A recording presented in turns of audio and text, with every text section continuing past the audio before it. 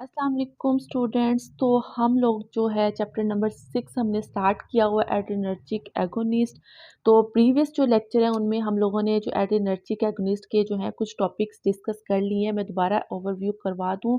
जो ये देखें हम लोगों ने इसमें एड्रेनर्जिक न्यूरॉन्स इसकी क्लासिफिकेशन जो है उसको भी डिस्कस कर लिया है, और इसके अलावा एड्रेनर्जिक न्यूरॉन्स क्या होते हैं, तो एपिनेफ्रीन और एपिनेफ्रीन्स की जो प्रॉपर मैकेनिज्म ऑफ एक्शन है, उसकी जो साइंथिसिस है, अपटेक है, रिलीज़ है, कैसे वो रिलीज़ होगी, कैसे वो स्टोर होगी, ये सारी बातें हम लोग अपने प्रीवियस लेक्चर में कर चुके हैं। एंड देन हम लोग इसके जो रिसेप्टर हैं कि जो इसके रिसेप्टर्स के बारे में एड्रीनो रिसेप्टर भी कहते हैं, एड्रेनर्जिक रिसेप्टर भी कहते हैं, वो भी हम लोग में पढ़ चुके हैं कि इसकी क्या लोकेशन है, कौन कौन से रिसेप्टर हैं, अल्फ़ा 1 अल्फ़ा 2 बीटा 1 बीटा 2, और ये कहाँ कहाँ होते हैं और ये क्या क्या काम करते हैं, ये भी हम लोग डिटेल में पढ़ चुके हैं।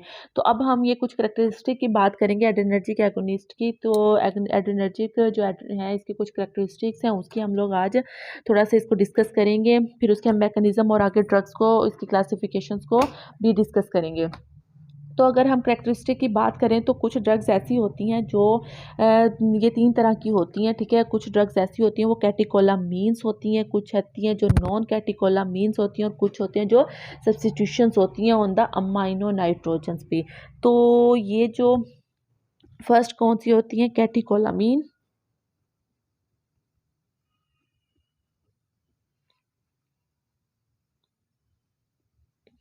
कुछ ऐसी होती हैं जो कैटेकोलामीन्स होती हैं इन नेचर में। ये कौन सी होती हैं, इसमें दो चीज़ें होती हैं जो कैटेकोलामीन्स होंगी नेचर में। इसमें क्या होगा कि इसके अंदर कैटिकोल ग्रुप भी लगा होगा और इसके अलावा अमाइनो ग्रुप भी होगा, ठीक है। कैटिकोल ग्रुप भी होगा,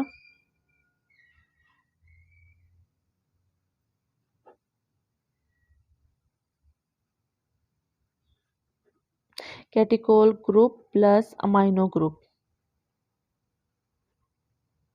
अब एक हमारे पास जो बेंजीन रिंग हो, ठीक है, जहाँ फॉर एग्जांपल हमारे पास ये बेंजीन रिंग है, ठीक है। इसके साथ हमारे जो 3 और 4th पोजीशंस के ऊपर हमारे पास हाइड्रोक्सल ग्रुप होगा, एंड फिर उसके साथ जो है अमाइनो NH2 या NH3 अमाइनो ग्रुप भी लगा होगा, आगे सब्स्टिट्यूशंस भी होंगी इसकी।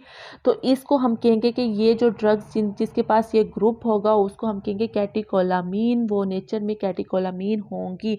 तो ये क्या होगा कि इसके ऊपर जो सबसे ज़्यादा जो मैकेनिज्म ऑफ एक्शन है वो कौन सा एक्ट करेगा, इसके ऊपर कैटेकोलामीन अमाइनो मिथाइल ट्रांसफेरेज मतलब कॉमेट जो होगा इसके ऊपर एक्ट करेगा ज़्यादा से ज़्यादा, और क्या करेगा, इनएक्टिवेट कर देगा। इसलिए जो इसका जो ड्यूरेशन ऑफ एक्शन है वो क्या होगा, इसका जो ड्यूरेशन ऑफ एक्शन है इसका जो है शॉर्ट ड्यूरेशन ऑफ एक्शन होगा। और इसके अलावा ये जो 3 और 4th पोजीशंस पे इसके ऊपर ये देखें हाइड्रोक्सल ग्रुप लगा होगा, और उसके ऊपर जो रिसेप्टर हैं ज़्यादातर जो होगा अल्फ़ा बीटा जो रिसेप्टर है डायरेक्टली एक्टिवेट करेगा, जाके अल्फ़ा और बीटा रिसेप्टर्स को एक्टिवेट करेगा। और इसके अलावा जो है ये पोलर होता है इन नेचर में, इसीलिए क्योंकि ये पोलर इन नेचर है तो ये क्या करेगा, हमारे जो है CNS को क्रॉस नहीं करेगा, ठीक है। हमारे जो CNS को क्रॉस नहीं करेगा क्योंकि इसकी जो पुअर पेनिट्रेशन हो जाएगी इनटू द CNS की तरफ, तो इसलिए इसके जो है साइड इफ़ेक्ट्स भी कम से कम होंगे। तो ठीक है, इसके जो हमारे जो है साइड इफ़ेक्ट्स भी कम से कम होंगे। तो ये मैं आप लोगों को यहाँ पे एक डायग्राम दिखा देती हूँ, ठीक है। डिपन कोड को फॉलो कर रही हूँ। यहाँ पे आप लोग देख सकते हैं, जो ये देखिए ये बेंजीन रिंग है, इसके ऊपर हाइड्रोक्सिल ग्रुप है। आई थिंक क्लियर नहीं आ रही पिक। तो यहाँ पे बेंजीन रिंग है, यहाँ पे हाइड्रोक्सल ग्रुप लगे हुए हैं, ठीक है। और इसके साथ ये हमारे पास अमाइनो ग्रुप भी लगा हुआ है। तो ये जो कैटेकोलामीन होंगे, ये जिसके अंदर ये ग्रुप होगा वो कैटेकोलामीन इन नेचर होंगे। इसके अंदर आ जाता है नोरेपिनेफ्रीन है, एपिनेफ्रीन है, इसके अलावा आइसोप्रोटिनोल है और डोपामीन भी आती है इसके अंदर, ठीक है, डोपामीन भी है। तो ये क्या होंगे, ये सारे हैं कैटेकोलामीन इन नेचर है। तो ये ठीक है, इसके अंदर हाइड्रोक्सल ग्रुप और प्लस अमाइनो ग्रुप भी लगा होता है। सेकंड क्या है, सेकंड हमारे पास है नॉन कैटेकोलामीन।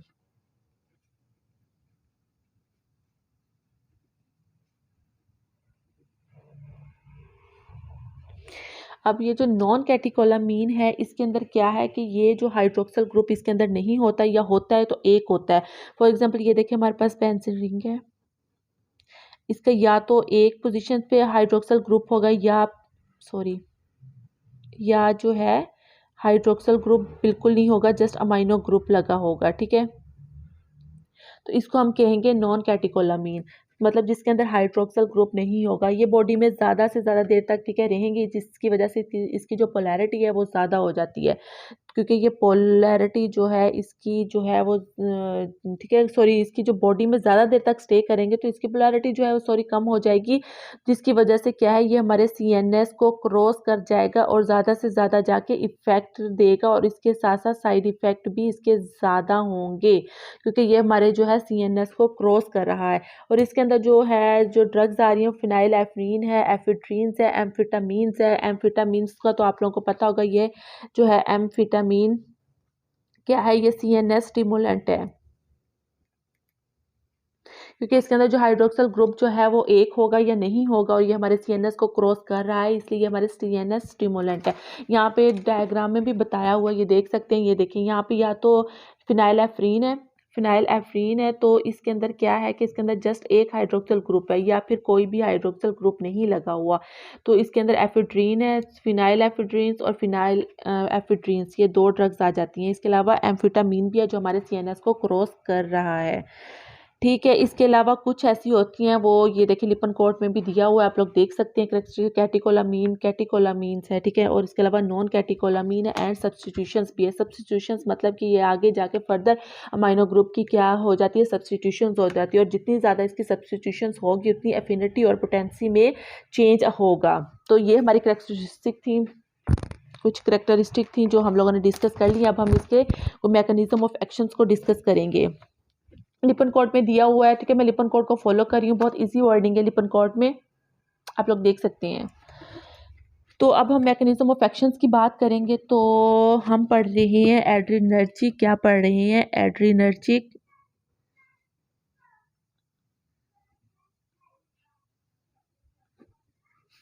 एगोनिस्ट,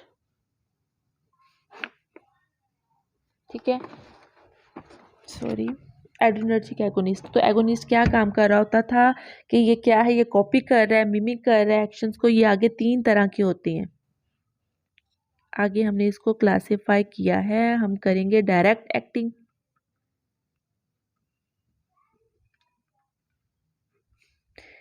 इनडायरेक्ट एक्टिंग,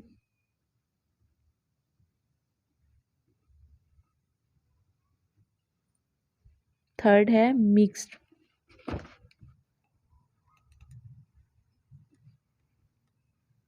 जो मिक्स्ड एक्ट करेंगे, ठीक है, इसमें डायरेक्ट और इनडायरेक्ट दोनों आ जाते हैं। अब जो डायरेक्ट एक्टिंग है वो क्या है, हम लोगों ने पीछे बार बार इस चीज़ को डिस्कस कर चुकी हैं, जो हमारी जो थी कोलिनर्जिक में, कोलिनर्जिक एगोनिस्ट के अंदर भी हम लोग ये पढ़ चुके थे। ये हमारा क्या है, प्री साइनेप्टिक है, ये हमारा क्या है, पोस्ट साइनेप्टिक, ठीक है। ये प्री है, ये पोस्ट है, ये रिसेप्टर लगे हुए हैं हमारे पास। यहाँ से क्या है, नोरेपिनेफ्रिन आ रही है, तो ये इसने आके यहाँ बाइंड होना। तो जो डायरेक्ट एक्टिंग क्या करेगी, जाके उसी रिसेप्टर पे, सेम रिसेप्टर पे बाइंड होगी जहाँ पे नोरेपिनेफ्रिन ऑलरेडी बाइंड हो रही है, और वही एक्शन करेगी, वही काम करेगी जो नोरेपिनेफ्रिन कर रही है, जो हम डायरेक्ट एक्टिंग दे रहे हैं। तो इसको हम कहेंगे डायरेक्ट एक्टिंग। इसके अंदर बहुत सारी बहुत इंपॉर्टेंट ड्रग हैं, इसके अंदर एपिनेफ्रिन है, नोरेपिनेफ्रिन, और इसके अलावा डोपामीन और डोब्यूटामीन, और इसके अलावा और भी बहुत सारी ड्रग्स हैं। ये जो है मोस्ट इंपॉर्टेंट जो है, जिनका मैंने नाम यहाँ पे मेंशन कर दिया, ये सबसे इंपॉर्टेंट है एग्जाम्स के पॉइंट ऑफ व्यू से। ये हम वन वन करके इसका जो है डिटेल से इसको डिस्कस करेंगे, डायरेक्ट एक्टिंग की जो ड्रग्स हैं, और वन वन करके हम इसको डिटेल से डिस्कस करेंगे। अब इनडायरेक्ट एक्टिंग में क्या होता है कि इनडायरेक्ट एक्टिंग में, जैसे कि जो पीछे था हम लोगों ने कोलिनर्जिक में हमने पढ़ा था कि यहाँ पे हमारे पास क्या होता था, कोलिन जो है वो, सॉरी, एसिटाइल कोलिनेस्टेरेज होता था, ठीक है, एसिटाइल कोलिन रिलीज होता था। तो एसिटाइल कोलिनेस्टेरेज क्या कर रहा था कि इसको जो है अपनी तरफ वो इनहिबिट कर रहा होता था। तो हम क्या करेंगे, जो इनडायरेक्ट एक्टिंग देते थे वो क्या कर रहा होता था, कोलिनेस्टेरेज को जाके इनहिबिट कर देता था। लेकिन इसमें क्या होगा कि इसमें जो है एड्रेनर्जिक एगोनिस्ट में क्या है कि यहाँ पे जो कुछ जो है नोरेपिनेफ्रिन जो है रिलीज हो रही है, और इसमें से कुछ जो क्या आ रही है, रीअपटेक हो रही है, मतलब वापस जा रही होती है। तो ये इनडायरेक्ट एक्टिंग क्या करेगी कि इसकी जो रीअपटेक है इसको जाके इनहिबिट कर देगा, ठीक है, क्या करेगा वो, ये तो कोलिन उसमें था ना, एसिटाइल कोलिन के केस में था, सॉरी एसिटाइल कोलिन के केस में कोलिनेस्टीरेज वाला था, लेकिन इसमें क्या होगा कि इसकी जो रीअपटेक है इसको जाके इनहिबिट कर देगा। एंड देन एक और मैकेनिज्म है, ये क्या कर रहा होता है, ये रिलीज को इनहेंस करवा रहा होता है। इसके अंदर आ जाता है एम्फिटामीन्स होती है, और इसके अलावा कोकीन आ जाती है, टायरामीन आ जाती है, इसके अंदर जो ड्रग्स होती हैं। अच्छा, ये रिलीज को इनहेंस भी करवा रहा होता है, रिलीज को कैसे, यहाँ पे हम लोगों ने पढ़ा है, हम लोग पीछे पढ़ चुके हैं कि यहाँ पे वेजिकल्स होता है जिसके अंदर क्या है, नोरएपिनेफ्रिन क्या है, स्टोर हो रही है। तो अगर फॉर एग्जांपल यहाँ पे नोरएपिनेफ्रिन वेजिकल्स के अंदर स्टोर हो रही है, तो यहाँ पे 50 की कैपेसिटी है कि नोरएपिनेफ्रिन ने स्टोर होना है। अगर हम टायरोसिन दे देंगे, ठीक है, टायरोसिन 25 दे देंगे, फॉर एग्जांपल बात करें समझाने के लिए, फॉर एग्जांपल हमने टायरोसिन 25 दे दिए, तो यहाँ पे 25 हो जाएगी, तो टोटल क्या हो जाएगी 75, लेकिन कैपेसिटी तो हमारे पास 50 की थी। तो क्या होगा कि ये 50 ही इसमें होना, तो वेजिकल्स क्या करेगा कि जो है 25 नोर एपिनेफ्रिन को रिलीज करवा देगा। तो इस तरह क्या होगा, इसको इस प्रोसेस को हम क्या कहेंगे, डिस्प्लेसमेंट मैकेनिज्म। ये एग्जाम्स में या ठीक है वाइवा वगैरह में ये पूछा जा सकता है कि डिस्प्लेसमेंट मैकेनिज्म क्या होता है, कि यहाँ पे जो नॉर एपिनेफ्रिन रिलीज हो रही है वहाँ पे अगर जितनी कैपेसिटी होती है, अगर हम टायरोसिन दे देंगे तो टायरोसिन क्या करेगा कि वहाँ पे वो जगह लेके नॉर एपिनेफ्रिन को रिलीज करवा देगा। तो इसको हम कहेंगे डिस्प्लेसमेंट मैकेनिज्म, ये इंपॉर्टेंट बात है, ठीक है, इसको हम डिस्प्लेसमेंट मैकेनिज्म कहेंगे।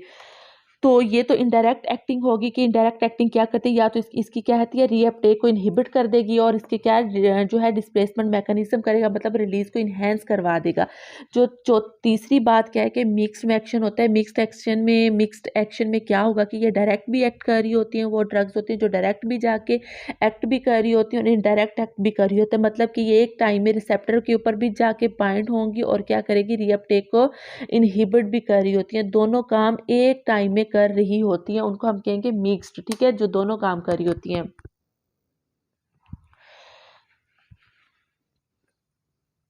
ठीक है, ये था मैकेनिज्म ऑफ एक्शन, ठीक है, जो ड्रग्स का कि किस तरह जाके कौन सी किस तरह जाके डायरेक्ट एक्ट कर रही होती है और कौन किस तरह जाके इनडायरेक्ट किस तरह एक्ट कर रही है, क्या मैकेनिज्म है उसका।